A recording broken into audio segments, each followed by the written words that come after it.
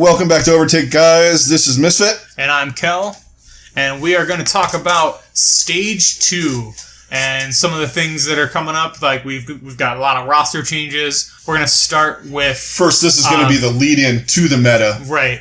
Some of the roster changes for some of the different teams. So we're going to start with Dallas. They added AKM.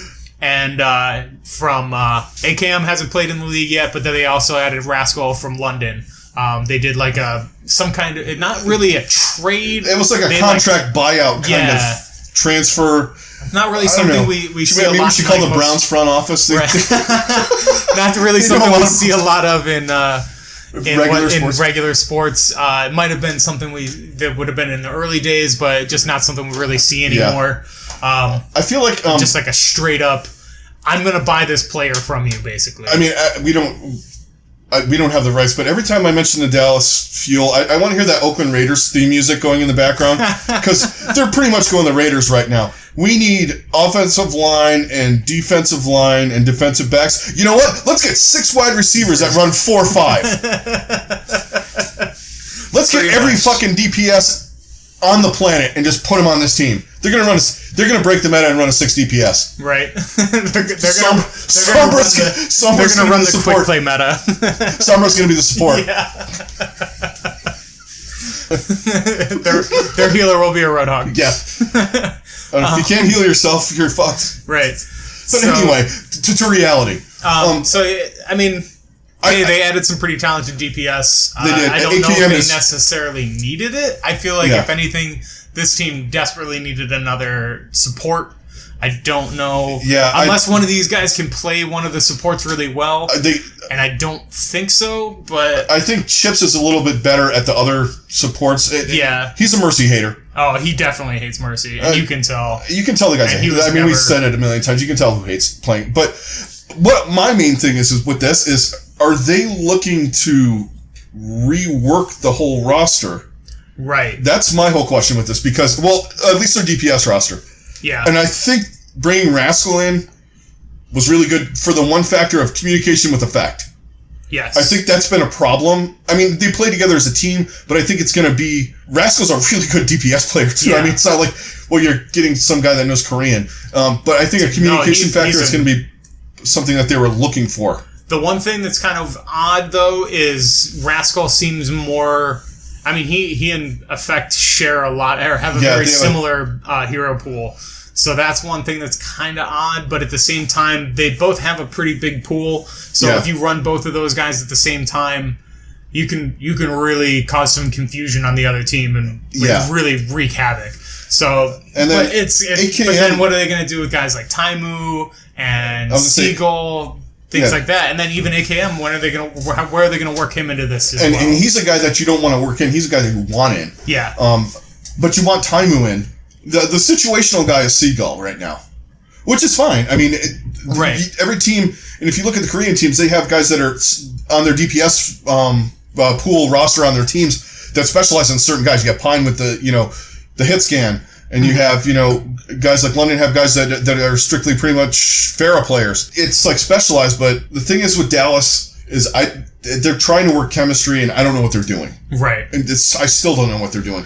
And that's why I keep throwing the Raiders reference out. Right. It's just it's some really questionable moves, and it doesn't really address the things that they needed to address. Is what's just more confusing than anything. And I'm all for best player available. Oh, yeah, definitely. I mean, but when the best player available is something you don't necessarily need, unless you already have some pretty top-tier guys. I mean, yeah, and that's not anything against... Because AKM is a really fucking good player. Yeah. So is Rascal.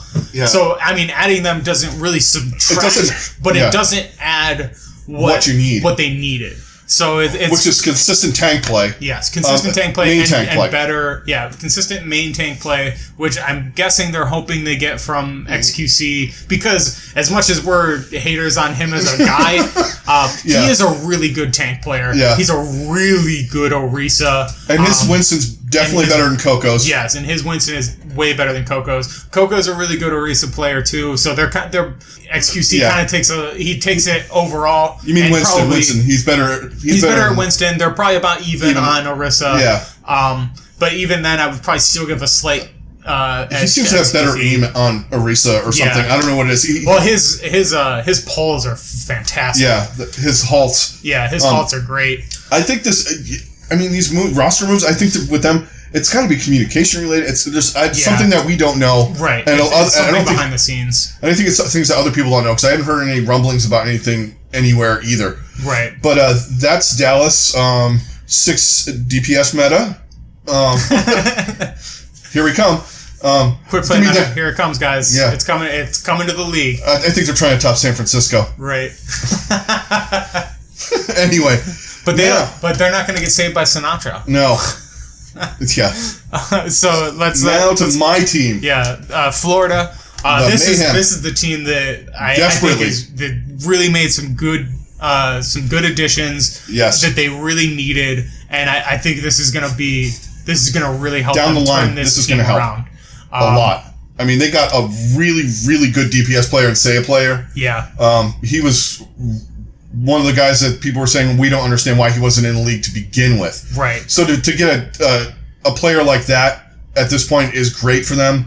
They need another player for Logix to like not have to be in there all the time, because I think there's some issues going on with him. Well, yeah, I think Logix is having a few issues. He and Tivik kind of have a similar hero pool too.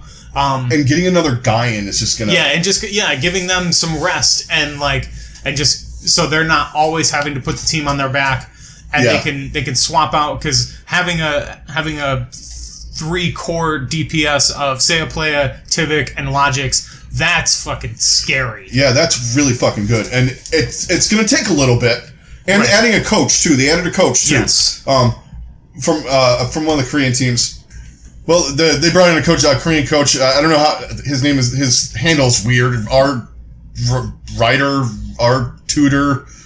tutor maybe? Our tutor maybe? Yeah. I don't know. It's like trying to translate a fucking custom license plate. I don't know. Anyway, he's going to make a big difference. Yeah. And I think that will help them. And that will help them incorporate the 2 Korean players that they added to the roster as well. Which, like 5 minutes after they signed him, they announced that they were adding, say, a player, an awesome guy. Right. Which, to awesome guy and to Zappis, this is also needed in the tank. They need to get some solid tank play. They need it, yeah. And then this can kind of open up Swoosh to not just be the main tank. I think he can flex. He can flex. So we might see some more Swoosh playing some DPS. That just gives them a lot more opportunity to show or to just give different looks. And that's what this team desperately needed, because they just had such a small hero pool. Yeah. And this meta is going to help them out with their supports. Yeah. Which is one of the reasons why I don't think, I mean, who knows what's going to happen in the next couple of days, which is why I don't think they signed a support, because they know how these guys are. I mean, right. You can tell some of the teams that didn't sign supports kind of going, all right, let's see what happens after this bullshit's done and see what the second stage. Because, they also, both of their supports really started to come on a lot stronger at the end of the season too. And they got more with adding better tank play and just extra tanks is really going to help them as well. Yeah. Because, I mean, Zebasai is a really good, I think he's a really good support player. And I think he's really going to benefit from this. They're both pretty good. It's the passing the mercy back and forth Exactly. thing. And if they don't have to do that, if one of them, if they can both play the supports that they really want to play, I think it's going to make a huge difference for them. Yeah. And giving some of these guys a break as far as, even situationally looking at, because they had no situational. Yes. There was no, okay, you know what? Swoosh playing Orisa is not as good as our other tank player. Right. Which he's actually a decent Orisa. But what I'm saying is you don't have the other guy and go, you know what? Situationally, for this map, he's better. They had no, it was just us against the world. And the world kind of won. Right. But I mean, I'm looking forward to it. I'm looking forward to a few more wins. I'm very much looking forward to seeing where this team ends up. I think we're going to see some instant improvement. I think they're going to put up a lot bigger of a fight in all their games. They're going to look more like they did at the end of Stage 1 than they did at the beginning middle, where they were kind of weird. Right, where they were really getting steamrolled, and you could just tell that like something was off. Yeah. Because they really ended the last stage really strong. Nicely. And they didn't win, but they showed up. They played well. They got map wins against really good teams. Yes, that had to win. They helped themselves. And now they can finish. Yeah, and now I think this can help them get a lot better at solidifying wins and also another voice in there with the coach. Yes, I think that's going to help them as well. Because there's going to be different styles of play coming up. Right. And I think having extra tanks and extra DPS one extra DPS is going to be good enough. Yeah. And especially Switch can flex into other stuff. And that's what like by them adding the 2 tanks, that kind of opens up Switch to be flex player. So that like we might see some lineups where Switch is playing, maybe Soldier or something. DPS, yeah. But it also opens up Manitin if it gets into this tank meta, where he can play Roadhog. And I really like Manitin's Roadhog, and he's phenomenal at it. And that's one thing is like they can really play to some of their strengths. You can really see. I feel like we're gonna see Tivik really blossom into some really excellent play. And they can work with logics on it because I know he has some of the land stage kind of jittery things. Yeah, and with some of with adding Seiya Playa, I think they can work with logic. It's like, look, you don't have to be out here all the time. We need you on this map to play Tracer, or we need you here to play McCree. Yeah, and they can use him a little more situationally, get him more comfortable, and really putting him in his strengths and using his strengths instead of their all advantage. the time. Instead of him having to be in there all the time and playing characters that he's not as comfortable with. And then just in situations that he's not as comfortable with. Yeah. And I think that's going to help them immensely. But it's stuff. Yeah. It's theoretical stuff where you can move your lineup around and try different things. Right. I mean, look what it did for Boston. Yeah. It'd be a lot better. When they put Note in, that was the big difference. It really was. It could happen. And I think the teams that started out with low, the small rosters found out fast. Mm-hmm. Like we said, actually, when the season started, it's probably not a good idea with the amount of games to be doing this. And I think they're finding out the grind is a lot harder than they expected. Even, I think they were like, we can grind through it. We can totally do this. And then we'll figure out what we need. And then they figured out real quick that it's like, oh, wow, this is way more of a grind than they ever anticipated. All right, so on to the next team. The LA Gladiators. One move so far, but a big one. Yeah, this is a good move for them. They added Fissure from the London Spitfire. Added another tank, and I think this is going to really help them because this is top-level main tank. Yeah, this is a top-level main tank, so they can kind of switch him in and out with Remix. Yeah, or if need be, he's your main tank player, and Remix can work on some things, and he can play when you're running 3 tanks. Yeah, you can do the because Fissure's pretty versatile. Tanks. You can run. You might see some games where you have iRemix being your off tank. Yeah. Fissure being your main tank, or vice versa. Yeah. Exactly. And then that way they can kind of play to the strengths of where Remix, because there are times where Remix plays a phenomenal. Yeah. He just. I think he can learn some stuff from Fissure too. Yeah, just being around a better player sometimes just makes you better. It elevates your game. Yeah. I think this is an excellent move. This is probably the best move that they could have made. And it was the smartest, honestly, of all the teams. Florida made some really smart moves. They just put their finger on exactly what they needed and just pulled the trigger. Yep. Like, we need this right now. Let's do it. Mm-hmm. Because they have no problem in the support area. Yeah. And their DPS is kind of, but who knows what Dallas is going to do. Right. And honestly... they could pick up one of Dallas's. And who knows what San Francisco's going to do, because the next... coming up, they got Sinatra, then you have... Sinatra comes in, I could see them... Even if, say, San Francisco, they have IDD, QD, you have all these others. You got Baby Bay, you got Sinatra, you got Carpe... Or I'm combining teams now. I'm combining all the orange teams into one. Right.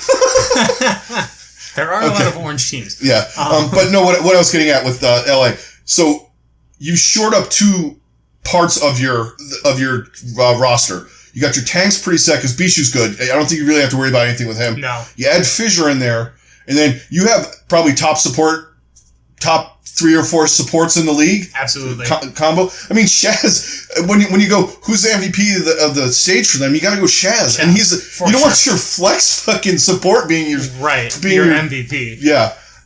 Yeah. And it's not saying anything against Shaz because he's fucking awesome, but it also shows how good Shaz is, but also where the weaknesses are on that roster. But with the raising of the tank play, it's like in the NFL. You get a better offensive line. All of a sudden, your running backs that seem suspect look fucking great. Yep. Your mediocre quarterback is hitting every fucking pass. Yeah. Because they have time. They have, and they're not getting hit as hard as they were before. And if you get Surefour and hydration space, I think they're going to be fantastic. I mean, they had moments where they were fantastic. Yeah, and more this just kind of opens it up a little more for those guys to really do what they need to do, and we might even see some weird things where they're having Remix or Bishu playing some DPS or whatever. Cause there's going to be some stuff going on. I know those guys definitely have bigger hero pool than what they've been showing. Yeah, where they just play D.Va and Winston. Because what do they have? They had 1 or 2 fill-ins. Yeah. They only had 7 or 8 people on their roster. They had 7. They had the second or 8. They had 8. Shanghai had 7. Yeah. But the only problem with the unfortunate thing with LA is I think they're going to get better. Their division is I don't know. better. I don't see this kind of being what elevates them to being like a top tier team, but I think it definitely moves them a step up. I think they can compete with Dallas. Yeah. Oh, definitely. I think that moves them up into where Dallas is at, in the middle, just by adding a tank. I think that's going to make a huge difference for them. Because when their tanks played well, they won. Right. They're going to be a team that's definitely putting themselves in a better position to sneak into that last playoff spot at the end of the season. That's the Gladiators. I mean, it was one move, but it was impactful. A good one, for sure. And then the last team is Shanghai, who added the most players and probably the biggest roster shakeup of any of them. Yeah, which they desperately needed, for sure. And they were tactical about what they did. I mean, I don't know too much about the Chinese players, but they added Gagori, who we talked about, first female player, flex tank, which is beautiful for them. Yes. They needed D.Va Zarya. They needed a stronger. I mean, she's stronger tank play in general, and she's ungodly on Zarya. Yeah, and she's probably the best Zarya in the world. So I think, or at least she's top of the Korean ladder on Zarya. Yeah. So I mean, right. Take that for what you will. Right. So and D.Va, she's really good on. Yeah, she's an decent D.Va and a decent Roadhog, and that's exactly what this team needed. Desperately. Yeah. Their tank play and their support play, which they added a support. Yep. Don't really know much about their support. No. Really, the only person that I've really heard anything about is Gagori. Yeah. And just that alone is a huge move for them and was really needed, especially with how we think some of the games are going to be played. We're going to see a lot more Zarya anyway. And that was a good tactical move to get someone that can play a Zarya. Right. When the meta changes. Because it's going to bring characters you haven't seen back into the mix. Right. And she could be situational too. I don't think she should. I think she should be their main flex tank. And I think we'll see her a lot as because MG was primarily as D.Va. Yeah. MG was kind of yeah. He just I don't know. You could always tell that he was just like one of the weakest links on that team. Yeah. No matter who he was playing as. And, it was almost always like, and MG gets picked off. Like, you just look at the kill feed, you almost always saw that guy getting D-Mec'd, or if he was Roadhog, he was getting picked off. It was just... bad it was just always ugly. And he can work on his stuff with other... Yeah, so that can hopefully help him elevate his play as well. And, the thing that they added, that they desperately needed, were 2 tanks. Yes. Fearless is another tank. And, a main tank... their main tank... Roshan. No, Roshan, he had his issues too. They just dive way too fucking hard, man. Yeah. They were always just putting themselves in terrible, terrible positioning. Yeah. And by adding, Fearless has been on some top level teams in Korea. Mm-hmm. And I think it's going to help. The one thing that I think that's going to screw them up a little bit is communication. Yeah. To start. That's going to be hard language barrier communication more than anything. I'm sure some of the Korean players know some Chinese. Mm-hmm. I think it's going to be a learning process. Yeah. They're kind of weird with their stuff because we blasted out that Gagori was going to get signed. 9 people said she was going to get signed. And they said, we haven't said anything yet. And then 3 days later, they're saying, well, yeah, we said that. yeah, here you go. I think they're going to be better. Yes. Are they going to move out of the basement? Probably not. But they're going to be a lot better. They're going to be a lot better. They're going to look more. They're going to have more consistent. They're going to look more consistent, and I think this is where we really see. I mean, we're going to definitely see, if they get any wins, it's going to be because Undead had just that much more space to and work so with. Did Undead and Dia. Takes over. And I think in them adding another DPS and Adu kind of gives them some more flexibility and just so they can kind of tinker with their lineups, give Undead and Dia some rest. Much like Florida. Right. Like Florida, where you had you got to have Tivik and Logix out there all the time. Right. Undead and Dia have to be out there all the time. Yeah. And to have a backup, you can... Now you don't have to have those guys in there every single game, and they can just be a lot more open. And then just adding new tanks kind of will open some things up for them as well. New good tanks, too. Yeah, new good tanks. And then adding, I don't know anything about Sky. I heard he's kind of mediocre. Yeah. But I heard he's a little bit better than what they have right now. Right. Which they didn't play great, their supports. But it was really hard to tell because their tank play was so poor. Yeah, and no one ever peeled on that team. No. Like, seriously. The only person I ever saw peel was Undead because he was just like, well, I ran out of people to kill, so I'm going to kill that guy now. Yeah, that's destroying my supports. Right. I think they're going to have a hard time at first until they get the communications down. But they're going to be... they had already improved quite a bit, but I think they're going to get a lot better. Yeah. And that's what's the most exciting thing about Stage 2, is now that these teams have established where they are, I think we see a lot tighter games. Yeah. And then also, like, some of these teams that were left out of the playoffs because of map differential. They're going to be putting their foot to the floor now. Exactly. So we're going to see some really, really tight play, and I feel like we see a lot more games going to 5 maps. That kind of stuff. At least with even to the last map mattering. Yes. And that's going to do it for this episode, guys. And we will talk to you later on in the week, where we're going to do some more previews with map pools, meta, standings, all that kind of good stuff to get you ready for Stage 2. And don't forget to check us out on Twitter, Twitch. Don't forget to hit a like, a subscribe, smash that bell to get some alerts from when we have our new stuff coming up. Later, guys.